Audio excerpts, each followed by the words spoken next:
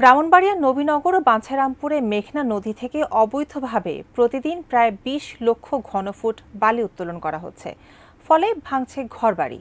এই বিষয়ে বিস্তারিত জানাতে বাঞ্ছারামপুরের মরিচাকান্দি থেকে সরাসরি যুক্ত হচ্ছেন পূর্বাঞ্চলীয় ব্যুরো প্রধান পীযূষ কান্তি আচার্য। আপনার কাছে অবৈধ বালু উত্তোলন যেটা নদী থেকে করা হচ্ছে, এই নিয়ে কি খবর আছে আপনার কাছে? ধন্যবাদ।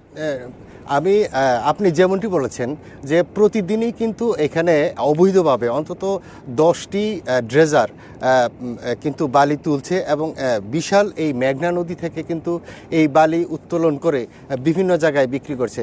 আমি এখানে একটু তথ্য দিয়ে রাখি যে বালি উত্তোলনের জন্য কিন্তু জেলা প্রশাসনের পক্ষ থেকে ইজারা দেওয়া হয়। এই মেঘনা নদীতে কিন্তু ইজারা নিয়েছেন মুন্সি এন্টারপ্রাইজ নামের একটি প্রতিষ্ঠান।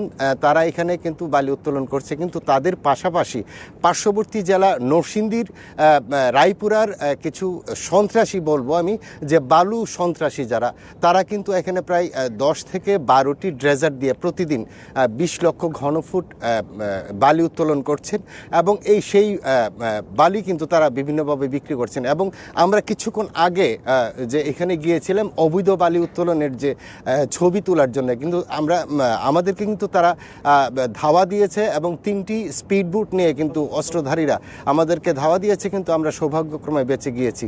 এবং যখনই তারা এই বিষয়ে কেউ এখানে রিপোর্ট করতে আসে, তখনই কিন্তু তারা এইভাবে ধাওয়া দেয় এবং তারা কিন্তু সশস্ত্র অবস্থায় ধাওয়া দেয়। এমনকি অনেক সময় যে নির্বাহী ম্যাজিস্ট্রেটরাও কিন্তু এখানে আসতে অনেক সময় ভয় পায়। কিন্তু এই বিষয়ে যে সাধারণ জনগণ যারা আছে, যে আশেপাশের গ্রামগুলি কিন্তু ভাঙছে অনিয়ন্ত্রিতভাবে বালু উত্তোলন করার জন্য। এবং আপনি জানেন যে গত 2-1 দিন আগে একটি নদী সম্মেলন হয়েছে। নদী সম্মেলনে